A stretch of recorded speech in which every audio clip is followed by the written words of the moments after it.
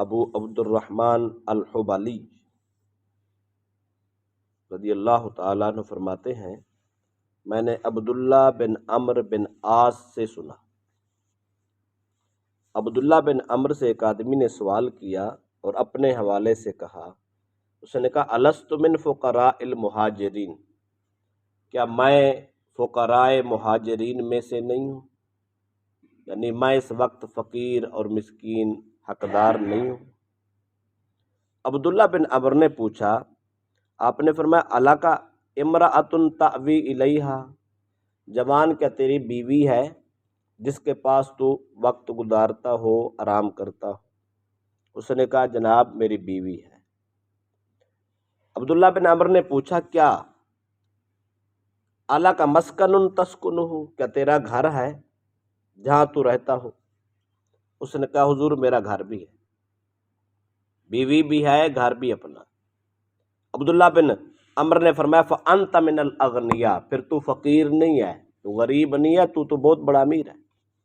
وہ گھر تیرا اپنا ہے، بیوی تیرے پاس ہے، اور تجھے کیا چاہیے؟ اب بھی تو فقیر کہتا ہے۔ وہ جوان بولا، کہنے لگا فإن لی خادما، حضور میرے پاس تو ایک غلام بھی ہے، ایک خادم بھی ہے گھر میں رکھا ہوا۔ آپ نے فرمایا اگر تیرے پاس خادم بھی ہے فأنت من الملوک، تو وقت کا بادشاہ ہے۔ یہ صحابہ کا تصور تھا دنیا میں رہنے کا، امیر کون ہے، فقیر کون ہے، غریب کون ہے۔ اگر ہم اس تناظر میں دیکھیں، ہم وقت کے بادشاہ، ہمارے پاس اپنا مکان، بیوی، بچے، سہولیات اور ماہانہ اللہ کے فضل سے ٹھیک ٹھاک آمدنیاں اور وسائل، کاروبار، سب کچھ۔ ہمارے گاؤں میں تقریباً 40% لوگوں نے ملازم رکھے ہوئے ہیں، بہترین نظام زندگی چل رہا ہے، کوئی فکر فاقہ نہیں ہے۔ اور بھائی ہم وقت کے بادشاہ ہیں، خود مختار زندگی ہے، کسی کے محتاج نہیں ہے، اپنی کرنی اپنی بھرنی ہے، پکے مکان، پکیاں بلڈنگاں، بہترین ماحول ہر آدمی کو مہیا ہے، گھر میں کس چیز کی سہولت نہیں ہے، بہترین سہولیات موجود ہیں۔ تو جس آدمی کو زندگی گزارنے کی سہولیات موجود ہوں، وہ غریب کہاں ہے؟ وہ تو امیر ہے۔ امام حاکم نے روایت نقل کی، حضرت ابو ہریرہ رضی اللہ تعالیٰ عنہ کے راوی ہیں، رسول اکرم صلی اللہ علیہ وسلم نے فرمایا اول ما یحاسب بہ العبد یوم القیامۃ ان یقال لہ الم اصح لک جسمک۔ نبی اکرم صلی اللہ علیہ وسلم نے فرمایا قیامت کے دن جب حساب و کتاب شروع ہوگا تو پہلے سوالوں میں سے ایک سوال یہ بھی ہوگا، اللہ پاک پوچھے گا انسان سے الم اصح لک جسمک، اے انسان کیا میں نے تجھے جسمانی صحت نہیں دی تھی، تندرستی نہیں دی تھی؟ صحت و تندرستی کا بھی سوال ہوگا، یہ اللہ کی بہت عظیم نعمت ہے۔ صحت ہے تو سب کچھ اچھا لگتا ہے، جہان سہانا لگتا ہے، اگر صحت نہیں ہے تو سب کچھ مشکل لگتا ہے۔ تو صحت بہت بڑی نعمت اور یہ انمول تحفہ ہے۔ قدر اس وقت آتی ہے جب صحت چلی جاتی ہے، یہ الگ بات ہے، لیکن صحت بہت بڑی نعمت ہے، اس کا حساب ہوگا اور سوال ہوگا۔ اگر صحت کو غلط راستے پہ استعمال کیا، اس کا بھی سوال ہوگا، جواب دینا پڑے گا۔ دوسرا سوال ہوگا وَأَرْوِكَ مِنَ الْمَاءِ الْبَارِدِ، اے انسان کیا میں نے تجھے سخت گرمیوں کے موسم میں ٹھنڈا پانی نہیں دیا تھا، میری نعمت نہیں استعمال کی تھی؟ تو جواب ہوگا کی تھی۔ اب اس کو دیکھیں، اس کا مطلب یہ بنتا ہے سخت گرمیوں کے موسم میں ٹھنڈا پانی نعمت ہے، ٹھنڈی ہوا نعمت ہے، جو ہم سب کو نصیب ہے۔ واٹر کولر ہمارے پاس لگے ہوتے ہیں، اے سی ایئر کولر ہمارے پاس لگے ہوتے ہیں، ہر قسم کی سہولت ہے۔ گھروں میں جائے تو گھروں میں لگے ہیں، دکان پہ جائے تو دکان پہ لگے ہیں، فیکٹری میں جائے تو وہاں سہولت ہے، مسجدوں میں جائے تو وہاں سہولت ہے، ہر قسم کی۔ اس کو برعکس کر لے، سخت سردی کا موسم ہے تو گرم پانی بہت بڑی نعمت ہے، گرم ہوا بہت بڑی نعمت ہے۔ آج کل ہر گھر میں گیزر چل رہا ہے، ہیٹر چل رہا ہے، مسجدوں میں گیزر اور ہیٹر چل رہے ہیں، بہترین نظام اور بہترین سہولیات۔ یہ اللہ کی وہ نعمتیں ہیں جو رب نے اس قوم کو مفت میں دے رکھی، پھر بھی ہم غریب۔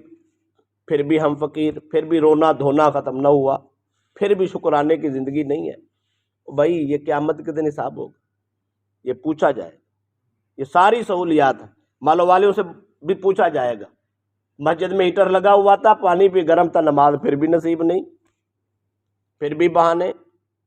آپ کبھی ٹھنڈے پانی میں وضو کر کے دیکھیں تو بندے کو خوف آتا ہے کہ کیسے وضو کرنا ہے، اگر گرم پانی مل جائے تو دل کرتا ہے بس وضو ہی کرتے رہے۔ کتنی بڑی نعمت، تو اس کی قدر کرنی چاہیے، اللہ کا شکر ادا کرنا چاہیے۔ اب باہر کتنی سخت ٹھنڈ ہے، اندر بہترین ماحول ہے ہمارے پاس، اللہ کی نعمت ہے، اس کا شکر ادا کرنا چاہیے۔ بھائی یہ ساری خدا کی نعمتیں ہیں، ان کا حساب ہوگا، اس کا حساب نہیں ہوگا اس کو جو صحیح معنی استعمال کر رہا ہے۔ ہم مسجد میں آئے، نماز پڑھی، اللہ کو شکر ادا کیا، توبہ کی، استغفار کی، اللہ کو یاد کیا، اس کا فرض ادا کیا، رب راضی ہو گیا، اب اس نعمت کا سوال نہیں ہوگا۔ اگر اس کو نہیں استعمال کرنا سب کچھ ہونے کے باوجود تو پھر جواب دینا ہوگا۔ اس لیے رب کی دی نعمتوں کو استعمال کریں اور پھر اس کا شکرانہ ادا کریں۔ ام المومنین جناب عائشہ صدیقہ کو سرکار دو علیہ وسلم نے فرمایا، ان اردت اللحوق بی، عائشہ کیا میرے ساتھ رہنا چاہتی ہیں جنت میں؟ آپ چاہتی ہیں کہ میری صحبت، میری سنگت جنت میں بھی مصطفیٰ کے ساتھ ہو؟ یا رسول اللہ چاہتی ہوں۔ فرمایا فَلْيَكْفِكِ مِنَ الدُّنْيَا قَزَادِ الرَّاكِبِ، فرمایا اگر جنت میں میرے ساتھ رہنا چاہتی ہیں تو پھر ایسا کرو نا، مسافر کی طرح توشہ دان پہ اکتفا کرو۔ یعنی مسافر جو سفر پہ جاتا ہے تھوڑا سا کھانا ساتھ لے کے جاتا ہے، کھانے پینے کی چیزیں ساتھ لے کے جاتا ہے، وہ کتنی ہوتی ہیں؟ فرمایا اتنی رکھنی ہے، انبار نہیں لگا لینا، گھر نہیں بھر لینا، اتنی رکھو زندگی گزرتی رہے۔ جس طرح مسافر اپنا تھوڑا سا حساب کتاب کر کے جاتا ہے، بس اس پہ زندگی گزارو۔ آگے فرمایا دوسرا کام کیا کرنا ہے، وَإِيَّاكَ وَمُجَالِسَةَ الْأَغْنِيَاءِ، فرمایا امیروں کی مجلس میں بیٹھنا چھوڑ دو۔ امیروں کو بیماری ہوتی ہے، غریب جا کے ملے نہ بیٹھے تو اس کو غربت کے تانے دینے، کہانیاں سنانی، ایسے ہی کہتے سنانی، ایسے وہ سنانے، کبھی اپنی امیری کے گل کھلانے اور کبھی غریب کی مذمت بھی کرنے، اس کی بھوک، اور ایسی ایسی مثالیں بھی دینی۔ اللہ کے نبی نے فرمایا جناب عائشہ کو، آپ کے وسیلے سے پوری امت کو پیغام دیا، فرمایا امیروں کے پاس بیٹھنا ہی چھوڑ دو۔ جو آدمی روزانہ تانے جھیلے وہ تو احساس کمتری کا شکار ہے، اس نے شکر خواہ کرنا ہے۔ وہ کہے گا میں تو غریب ترین ہوں، میں تو مر گیا ہوں، مال تو اس کے پاس ہے، نعمتیں تو اس کے پاس ہے، میرے پاس تو نعمت ہی نہیں ہے۔ فرمایا بندہ نا شکرا ہو جاتا ہے تانے جھیل جھیل کے، فرمایا اس کے ساتھ بیٹھنا ہی چھوڑ، جان چھوڑائیں۔ اگر فرمایا ولا تستخلقی ثوبا حتی ترقعی، فرمایا تیسرا کام یہ کرنا، کپڑے اس وقت تک نہیں بدلنے، دوسرا سوٹ اس وقت تک نہیں لینا جب تک ایک کو پیوند نہ لگ جائے۔ آج تو ہمارے پاس کپڑے رکھنے کی جگہ ہی نہیں ہے، کھوٹیاں بھری ہیں، بکسے بھرے ہیں، عجیب و غریب حالت ہے، سنبھالے نہیں جاتے، یہ گرمیوں کا ہے، یہ سردیوں کا ہے، یہ نارمل موسم کیا ہے، یا موسم بہار ہے، فلاں ہے فلاں ہے، نہ جانے کتنی قسمیں نکل رہی ہیں، اب سمجھ نہیں آتی۔ کپڑے نہ لیتے پورے ہوتے ہیں نہ پہننے میں پورے ہوتے ہیں، عجیب صورتحال۔ حضرت عروہ فرماتے ہیں ہم نے خود دیکھا ہے، سیدہ عائشہ پاک جب کپڑے لیتی اور اس پہ پیوند لگے، کپڑے کو الٹ کر کے استعمال کرتی، پھر دوسرا سوٹ لے۔ یہ جو ہم کہتے ہیں نا جنت بھی ملے، جنت کا بالا خانہ بھی ملے، صحبت مصطفیٰ بھی ملے، او بابا ایسے نہیں ملے۔ حضرت امیر معاویہ رضی اللہ عنہ نے ایک دن سیدہ عائشہ پاک کے پاس 80,000 درہم بھیجے، 80,000 درہم، یہ اس زمانے کی بات، آج 80,000 درہم ہو تو کروڑوں میں حساب ہے۔ 80,000 درہم بھیجے، شام ہونے سے پہلے پہلے سیدہ عائشہ پاک نے سارا غریبوں میں تقسیم کر دیا، 80,000 درہم ایک دن میں تقسیم کر دیا۔ آپ کی ایک ملازمہ تھی نوکرانی، تو انہوں نے کہا امی جان 1 درہم کا ہمیں گوشت ہی خرید دے۔ فرمایا بیٹا آپ نے پہلے یاد کرانا تھا، میں نے تو 1 درہم بھی اپنے گھر میں نہیں چھوڑا۔ ان لوگوں کی غربت اختیاری تھی، جان کے غربت کی زندگی گزارتے تھے۔ سرکار دو علیہ وسلم کو اللہ پاک نے آفر کرائی تھی، اگر آپ چاہیں تو احد پہاڑ اور یہ صفا مروہ کی پہاڑیاں جو ہیں سونا بنا کے ساتھ نہ چھوڑ دو، محبوب جہاں دل چاہے اس کا ایک پتھر اٹھاؤ بیچ دو، موج کرو۔ عرض کہ مولا مجھے اس زندگی کی ضرورت نہیں ہے، الفقر و فخری، میرا فقر غربت، میں چاہتا ہوں میں غریب رہوں، غریبوں میں رہوں۔